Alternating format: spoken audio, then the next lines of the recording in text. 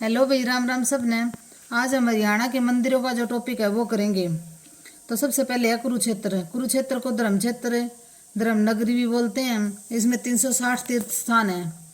तो कुरुक्षेत्र में है ब्रह्म सरोवर। ब्रह्म सरोवर की लंबाई है 3600 फीट और चौड़ाई है 1500 फीट। देखो ये ब्रह्म सरोवर बना दिया, इसकी लंबाई है 3600 फीट और चौड़ाई है 1500 फीट। ये याद करना है। सबसे बड़ा सरोवर कौन सा है? ब्रह्म सरोवर। इसका दूसरा नाम है सर्वेश्वर। सर्वेश्वर भी पूछ सकते हैं और ब्रह्म सरोवर भी पूछ सकते हैं, और ये पक्का बना हुआ है। तो ब्रह्म सरोवर की चौड़ाई कितनी है? 1500 फीट और लंबाई कितनी है? 3600 फीट। ये सबसे बड़ा सरोवर है। सर्वेश्वर इसका दूसरा नाम है और ये पक्का बना हुआ है। फिर आता है ज्योतिषर। ये भी कुरुक्षेत्र में ही है। कृष्ण अर्जुन ने गीता को उपदेश दिया था यहाँ ज्योतिषर में। तो देखो ज्योति जल गई थी अर्जुन के दिमाग में। कृष्ण ने जब उपदेश दिया तो क्या हुआ था? ज्योति जल गई थी। तो ज्योतिषर सरोवर कुरुक्षेत्र। यहाँ पे वट वृक्ष भी है। ये पूछ सकते हैं क्वेश्चन में, वट वृक्ष कौन से सरोवर में है? तो ज्योतिषर सरोवर में। इसको अक्षयवट, बरगद, बैनियन ट्री और वट वृक्ष। देखो ये वृक्ष बना दिया, आपको याद रह जाएगा। ज्योतिषर सरोवर कुरुक्षेत्र। कृष्ण ने अर्जुन को गीता का उपदेश दिया था। वट वृक्ष है इसमें ज्योतिषर सरोवर में। और इसकी भी लंबाई और चौड़ाई पूछे तो 1000 फीट इसकी लंबाई है और 500 फीट है इसकी चौड़ाई। तो जो ब्रह्म सरोवर है उसकी लंबाई चौड़ाई कितनी है? 3600 फीट लंबाई है और 1500 फीट चौड़ाई। और ज्योतिषर सरोवर की 1000 लंबाई है और 1500 फीट है चौड़ाई। और कृष्ण ने अर्जुन को गीता का उपदेश दिया था ज्योतिषर सरोवर में। कृष्ण के दिमाग में क्या? ज्योति जल गई थी। तो इससे आपको याद रह जाएगा। ये वट वृक्ष भी है यहाँ पे, ये भी पूछ सकते हैं। तो ज्योतिषर सरोवर, वट वृक्ष। स्थानेश्वर महादेव मंदिर थानेसर में है। थानेसर कुरुक्षेत्र। और ये मान्यता है कि यहाँ कुष्ठ रोग ठीक हो जाते हैं इस स्थानेश्वर महादेव मंदिर में जाने से, यहाँ स्नान करने से। कुष्ठ रोग को इंग्लिश में लेपर्सी बोलते हैं। तो ये स्थानेश्वर महादेव मंदिर थानेसर। स्थानेश्वर थानेसर, कितना इजी है। थानेसर, स्थानेश्वर महामंदिर थानेसर। यहाँ क्या होता है? कुष्ठ रोग ठीक हो जाते हैं यहाँ पे जाने से, नहाने से। और लेपर्सी, लेपर्सी इंग्लिश में बोलते हैं इसको। भूतेश्वर जींद। अच्छा, ये जो भूतेश्वर है ये जींद में है। रघुवर सिंह ने बनाया था। इसको रानी का तालाब भी बोलते हैं और पानी के बीच में है ये जो मंदिर है भूतेश्वर। और गोल्डन टेम्पल की तर्ज पर बनाया गया है, इसी के नाम पर इसका नाम पड़ा है। देखो भूतेश्वर जींद। अच्छा देखो, ये मैंने ड्राइंग भी बना रखी है। ये तालाब है, ये है रानी का तालाब और इसके बीच में ये मंदिर है भूतेश्वर। भूतेश्वर मंदिर है ये। देखो रानी का तालाब, इसने अपनी रानी के नाम पर बनवाया था रानी का तालाब। और ये बीच में है। तो ये रघुवर सिंह ने अपनी रानी के नाम पर ये तालाब बनवाया था, रानी का तालाब। ये देखो तालाब है, तालाब के बीच में मंदिर है। इससे आपको याद रहेगा, भूलोगे नहीं। तो भूतेश्वर मंदिर कहाँ है? तालाब के बीच में। इसको रानी का तालाब भी बोलते हैं और रघुवर सिंह ने बनवाया था गोल्डन टेम्पल की तर्ज पर, इसी का नाम है। आगे है देवी कूप भद्रकाली। अच्छा, इसको देवी कूप भद्रकाली, ये कहाँ है? थानेसर कुरुक्षेत्र में। देवी कूप भद्रकाली थानेसर कुरुक्षेत्र में।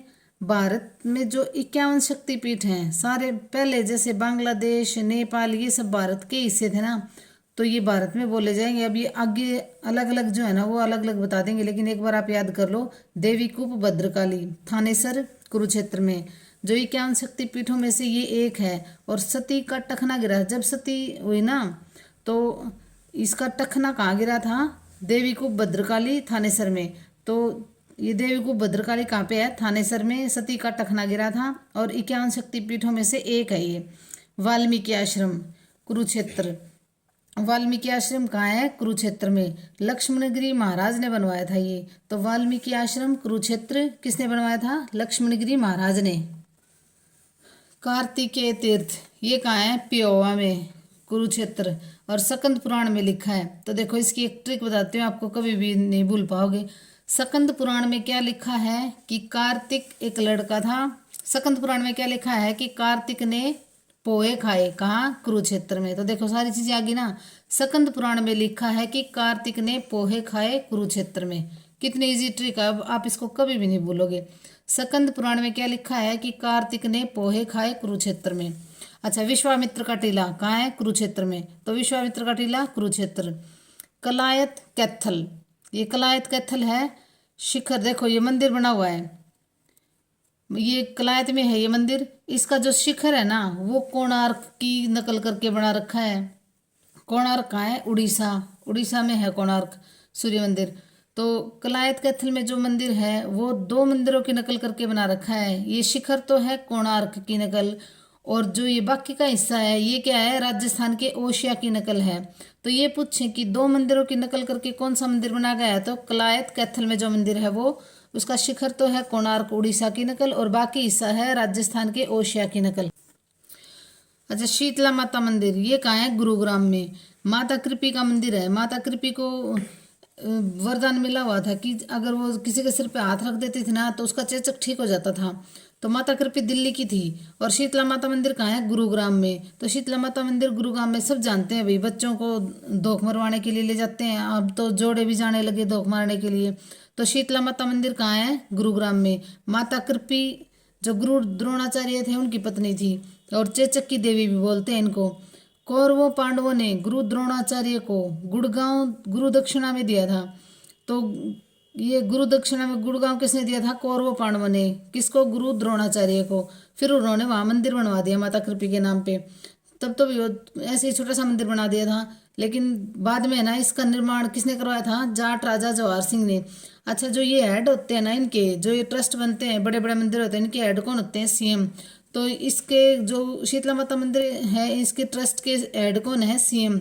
ये सीएम हेड क्यों बनते हैं पता है? क्योंकि यहाँ बहुत ज़्यादा चढ़ावा आता है, तो ज़्यादा चढ़ावा आएगा तो सीएम अपने अंडर में ही रखते हैं इनको। छोटे मोटे मंदिरों के हेड नहीं होते सीएम। तो ये पूरा ट्रस्ट है, बहुत ज़्यादा चढ़ावा आता है, तो इसके हेड कौन है? सीएम। ये क्वेश्चन आता है भी, शीतला माता मंदिर ट्रस्ट के हेड कौन है? तो हेड होते हैं जो भी सीएम होगा ना इसके शीतला माता मंदिर ट्रस्ट के, वही सीएम होंगे हेड।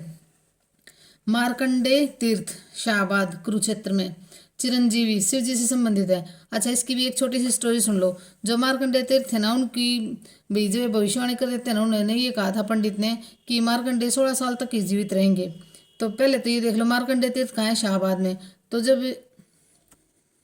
तो मार्कंडे तीर्थ के बारे में मान्यता है कि इनकी भविष्यवाणी की थी कि मार्कंडे 16 साल तक जीवित रहेंगे। फिर इसके जो माँ बाप हैं उन्होंने इसको ये कहा कि भाई ये शिव जी की पूजा कर। तो ये 16 साल का वन तब तक शिव जी की पूजा करता रहा।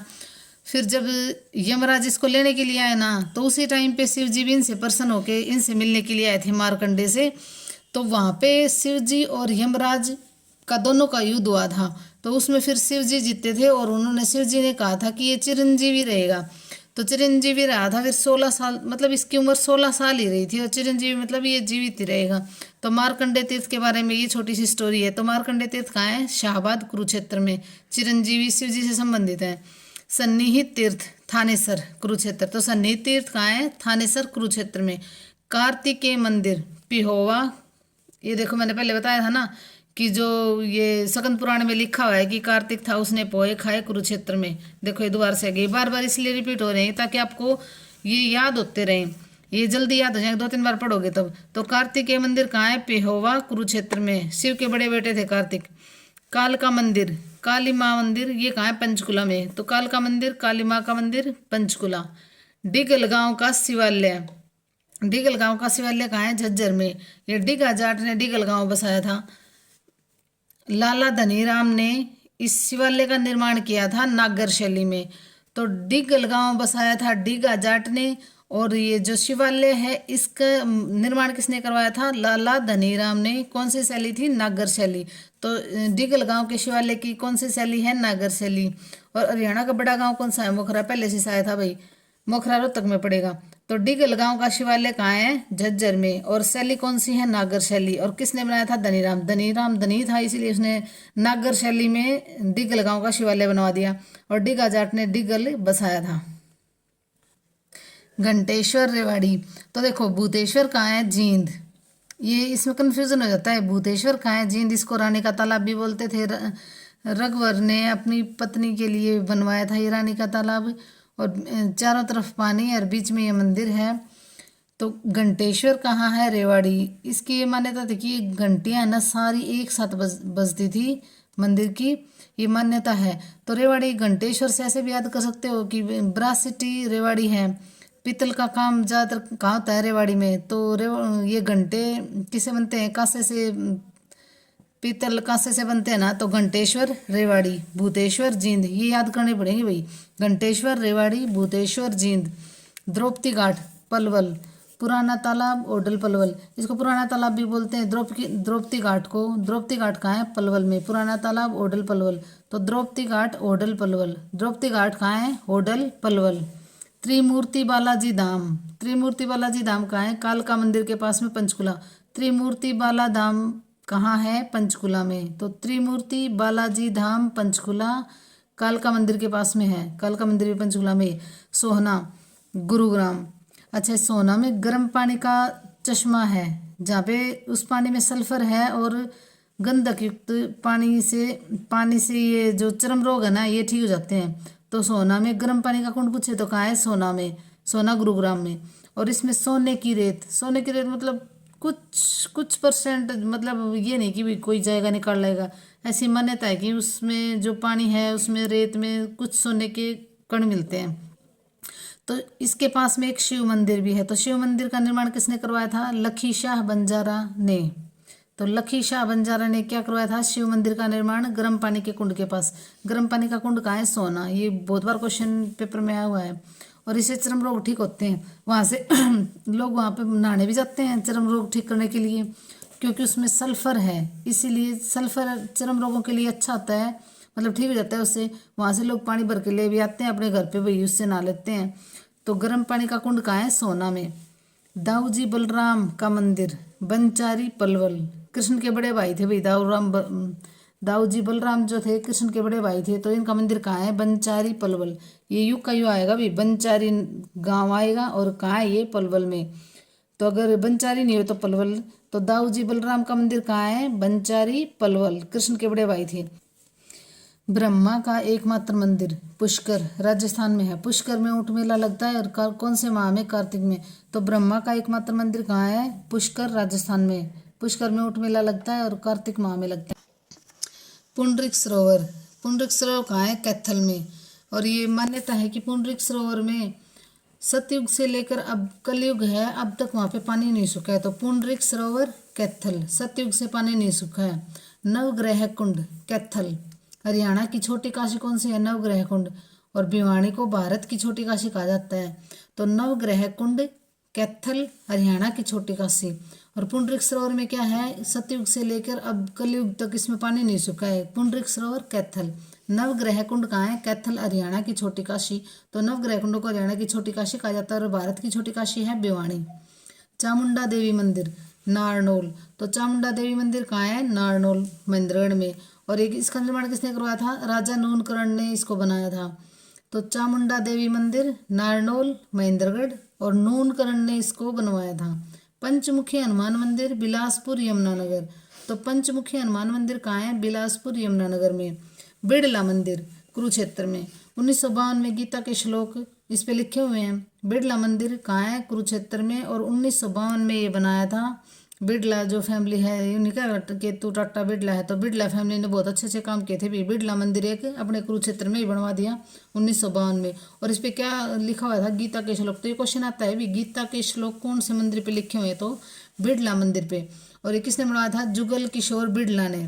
और ये कृष्ण को समर्पित है। तो बिड़ला मंदिर कुरुक्षेत्र में 1952 में बना था, और इस पर गीता के श्लोक लिखे हुए हैं। जुगल किशोर बिड़ला ने इसको बनाया था।